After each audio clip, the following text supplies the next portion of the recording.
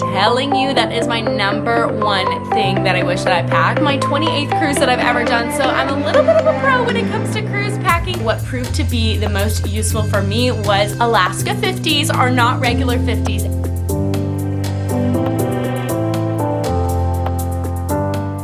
It's Gracie, and today I wanted to sit down and talk to you guys about things I wish I packed and wish I didn't pack for my 7-day Alaska cruise. I know this has been a long time coming, but y'all know with my quick turnaround on travels and then I wasn't filming so much like sit down videos in Europe, so I'm sorry that this is a little bit late, but I've been getting so many questions. So many guys are going on Alaska cruises either this summer or next summer, so I thought that I would sit down and give you guys a video because I truly was not prepared. Okay, that's a lie. I was kind of prepared, but you guys know that I like the warmer weather vacation, so the fact that I did an Alaska cruise in the middle of May when it's still pretty chilly there, yeah, it was a bit of a shock to say the least, but so much fun. Obviously, as the summer progresses, the weather gets warmer, so if you're going on a July Alaska cruise or an August Alaska cruise, like, take what I'm saying with a grain of salt, but maybe this could be helpful. That Alaska cruise was, I believe, my 28th cruise that I've ever done, so I'm a little bit of a pro when it comes to cruise packing, so I think you guys should stick around to hear what I have to say. And we're gonna jump right into it. I made a list on my phone so that I didn't forget anything. So for starters, the cruise I was on was Royal Caribbean Radiance of the Seas. It was a 7-night northern bound and Hubbard Glacier cruise. We went to Juneau, Alaska, Icy Strait Point, Alaska, also known as Hoonah, Sitka, Alaska, and Skagway, Alaska. So we started in Vancouver and then we ended in Seward, which is just a few hours away from Anchorage. The Hubbard Glacier was our last sea day. It was a scenic sea day, so we had the day that we got on the ship,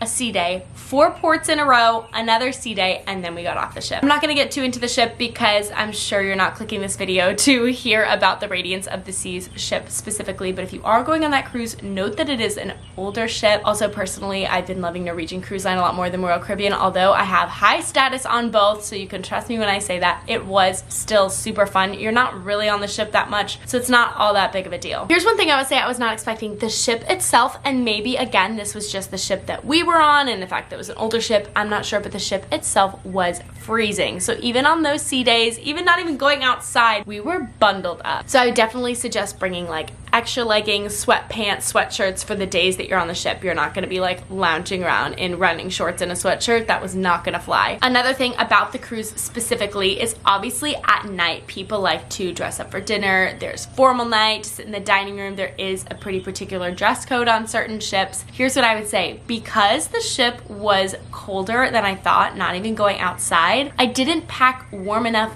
dinner clothes. So I had like cute little short dresses and like a 2-piece set, and I was pretty freezing some of those nights, and I didn't have like a cardigan or a cute jacket to throw over it, so I had to suffer. So if you have any like long sleeve dresses, maxi dresses, a cute like longer sleeve top and pants set, I would definitely recommend packing those over the warmer clothes. It didn't really cross my mind because I thought, oh, we're gonna be inside the ship. It doesn't really matter what I wear to dinner, just like something cute. I was mistaken because definitely there were some nights where I was like, I wish I had even just a cardigan to throw over this outfit so that it still looked put together and I was still warm enough. The alcohol didn't do it enough. So first, I'm gonna start off with things that I did pack that I'm glad that I packed, and I'm going to mention in case you didn't think about packing these items. Of course, #1 are beanies to keep your head warm. This could even just be a baseball cap if it's getting warmer throughout the summer, but I thought that keeping my head warm with the chilly weather was such a great idea, especially with the wind whipping. If you're doing like a whale watching excursion, different things like that where the wind is constantly coming at you, you definitely are going to want a hat to keep your head warm. Another item I'm so glad that I packed, and maybe it's a little basic, but it was a belt bag. In terms of bags to bring around, here's what I would say. I packed a belt bag and a backpack, but I wish I also packed a little bag at night, just like a little purse, something small that I could bring around with my ship card and my phone in it to dinner and out to drinks. But I will say what proved to be the most useful for me was the belt bag, just being able to throw my wallet, my phone, my ship card, just have it across my chest and be walking around Alaska or doing our excursions was so helpful. Alaskan cruises are a little bit more of adventurous vacations, so I think having something a little more sporty rather than just like a cute purse, which while that would be really cute to walk around Alaska with. If you're doing anything crazy, like a belt bag is just a perfect staple to pack. Sunglasses. Now maybe you're like, duh, but my friend Cindy forgot to pack sunglasses because she didn't think it was going to be as sunny. I had packed some sunglasses because my eyes are pretty sensitive to light, but definitely pack some sunglasses. Even if it is cold, it is sunnier than you think. And especially if you're doing any glacier activities, I think that the way that the light refracts with the glaciers, something along that. I'm not a science major, but you guys, I know a little bit. It is brighter for your eyes, so I definitely recommend bringing a pair of sunglasses. Not just like cute sunglasses, but also functional sunglasses for your adventuring. And the last thing that I'm also really glad that I packed is a portable charger. Sometimes you're out all day doing these adventures, so it's nice to know that you won't run out of battery and you'll have plenty of battery to take all the pictures and videos, because Alaska is beautiful and I promise you're going to want to capture everything. That being said, if you have a nice camera, you might want to bring it. The scenery was just stunning, and sometimes I felt like my phone didn't do Alaska justice. Like I was like, I need to have my nicer camera out because I feel like my phone just isn't capturing the total beauty that Alaska is. Especially if this is your first time to Alaska, get ready. And one thing that I'm glad that I packed, but I wish I packed more of, were sweatshirts, because I felt like I would get all hot and gross and like activity in them, and then I would have to rewear it a couple days later, and I was like, ugh, it's a little icky. But if you don't mind that, it's not that big of a deal, but I definitely think bring a big sweatshirt for the ship and bring whatever sweatshirts are gonna go with your outfits when you are off the ship. Okay, and now on to some of the things that I wish I did pack. Number one being a puffer jacket. I remember looking at the weather at all the different places that we were going to. I saw 50s, sometimes up to 60s, and I was like, oh, that's not that bad. Like a sweatshirt or a little jacket will do the trick. No. Alaska 50s are not regular 50s. And hey, maybe that's just coming from a born and raised Florida girl and you're from another state and you're used to the cold, but let me just tell you, I was not prepared for how cold that kind of 50s was. There were definitely days where I'm like, I'm freezing. I wish I had a puffer jacket and not just like a sweatshirt with a long sleeve shirt layered underneath. Again, take this with a grain of salt depending on the time of year that you're going, but I'm telling you, that is my number one thing that I wish that I packed, and I kicked myself almost every day getting off that ship not having a puffer jacket. Going along with that, I felt like even when my upper body was warm, my legs were freezing, and that's because I had on just leggings. I never really wore jeans off. Jeans are not really my favorite thing in the whole world. Again, you pack what you're comfortable in. I like leggings, although I wish I had like fleece lined leggings or something just a little bit warmer, because even if I could manage to feel warm up on top, I'm like, my legs are so cold. Or if you have some that you want to just like double up on leggings just to make your legs a little warmer. I know keeping your core warm is the number one priority, but also keeping your legs warm is a big deal. Another recommendation is maybe putting your leggings underneath a pair of sweatpants. I think that that would keep you a lot warmer. Again, the goal for me was to be warm, because in order for me to enjoy what I'm doing and enjoy the nature and enjoy the beauty, I don't want to be thinking about how cold that I am. I want to feel like, okay, I'm warm enough, let's go see what we want to go see, because sometimes that puts a damper on the mood. If I'm like, I'm freezing, I can't even focus on what we're doing, I'm so cold, that's all I'm focusing on. So again, layers, layers, layers, layers, layers. So important. You want to stay warm, and then you can peel off layers. So like if it's all of a sudden really hot, pull those sweatpants off and you got leggings underneath and you'll be fine. And I was told before I went on this, layers, layers, layers, but nobody really told me what kind of layers. Not just like, oh, a long sleeve Swiftly tech underneath a sweatshirt. It was not enough. Let's talk footwear really quick. Obviously this is also something personal, but here's what I think. As a chronic overpacker, I really just would have brought one pair of sneakers.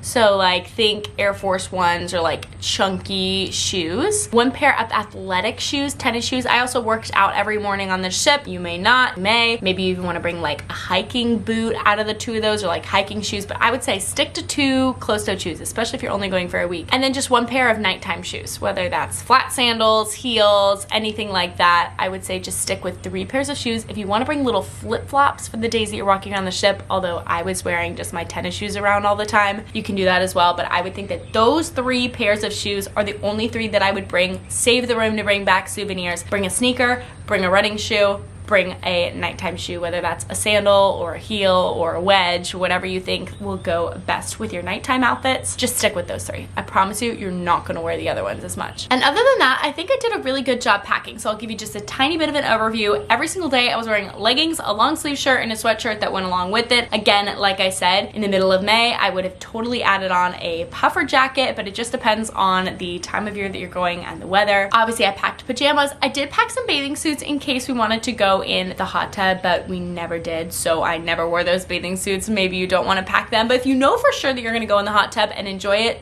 do it. I also brought workout outfits because I did work out in the gym most of the days on the ship. That's just like how I like to do, that's just how I like to clear my head, mental health, but you do you. I also think bringing cozy clothes for your sea days is extremely important, and then of course a nighttime outfit for every night. Like I said in my recommendation, I would think something a little bit on the warmer side rather than just sundresses. Like the one night I did have like a balloony long sleeved sundress, but it was short and I just remember my legs, I was like, oh my gosh, I'm freezing. It also just depends on the ship that you're going on, the activities that they offer. I know that some of the bigger ships with the thermal spas that you're maybe purchasing packages to those, dress accordingly to the ship that you're going on, but for the basics, bring a lot of layers, only bring a couple pairs of shoes, and it's Alaska. It's a lot of adventures, so just have fun. And one last suggestion, which I did bring and I never had to use, thank goodness, was a rain jacket. They say you never know when it's gonna rain in Alaska and to always have a rain jacket with you. Again, I didn't use it on my cruise. I did bring it, but you guys might want to consider doing that as well. Overall, I had a wonderful time on the Alaska cruise, especially because I had my best friend there with me. She is great company and we always have some great adventures together. So of course, that was the part that I focused on the most. Would I do an Alaska cruise again? I think so, just not right away. It's not super high up on my bucket list, like go right back, but I do think that it could be a fun thing a couple years down the line to experience it with some more people. I would say, and maybe it depends on the activities you're doing, it's not as kid friendly as a lot of other cruises. Like if you go to the Caribbean, I feel like an Alaska cruise is not as kid friendly, but, and I'm mostly talking for like younger kids. I feel like I don't know what activities you would have done with the younger kids, or at least compared to the activities that we were doing. Anyway, I hope you guys found this video helpful and that you enjoyed watching it, and if you want to see any of my Alaska adventures, I will link the vlogs in the description box. You can also follow me on all of my other social medias. I have plenty of posts and things that I did and highlight on my Instagram. So yeah, highlight posts that you can scroll through and different things you can see that we did in Alaska to gain some inspiration. If you're new here, make sure that you subscribe down below so you don't miss another video. It's a lot of travel, lifestyle, productivity, and so much more to come. I love you guys. I hope you have a great rest of the day, and I will see you soon. Bye!